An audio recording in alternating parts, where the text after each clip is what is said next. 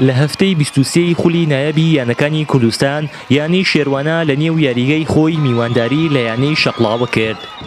هەردوو لە بەنیازی برنەوەی سێخاڵی یاریەکە هاتنە نێو یاریگا.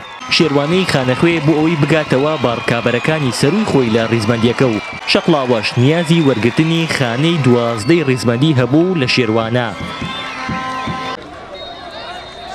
نیوەی یەکەم شێروانە باشتر دەبینرا و زۆرترین هێرشی بردە سەرگۆڵی میوانەکەی، بەڵام هیچ گۆڵێکی لێ سەوز نەبوو.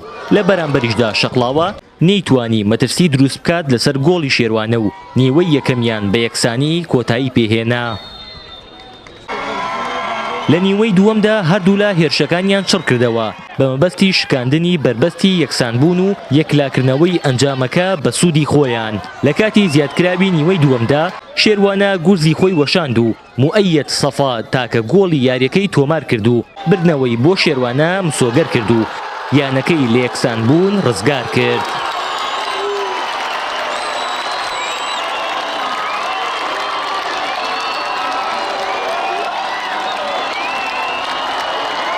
پێشەکی پیرۆزوایان بردنەوەی لە سەرجەم یاریزانانەوە دەستەی ڕاهێنەرانەکەمەوە پێشکەشە بەو هەندێرە بەڕێزانە.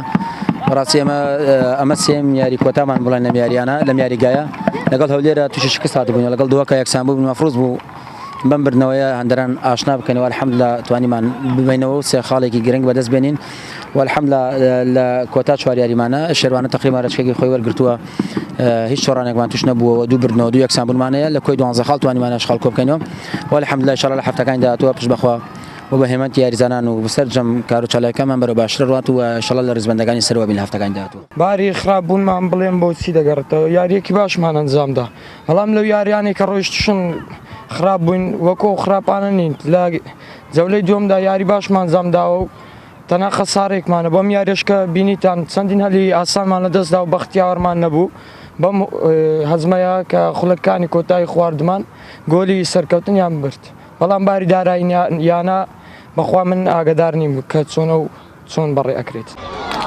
بەم ئەنجاماش شێروانە بە کۆکردنەوەی 26 خاڵ پلەیەک سەرکەوت و چووە خانەی 11 ڕیزبەندی و شەقڵاوەش بە 20 خاڵەوە لە خانەی 14 و پێش کۆتایی ڕیزبەندی خولی نایاب مایەوە.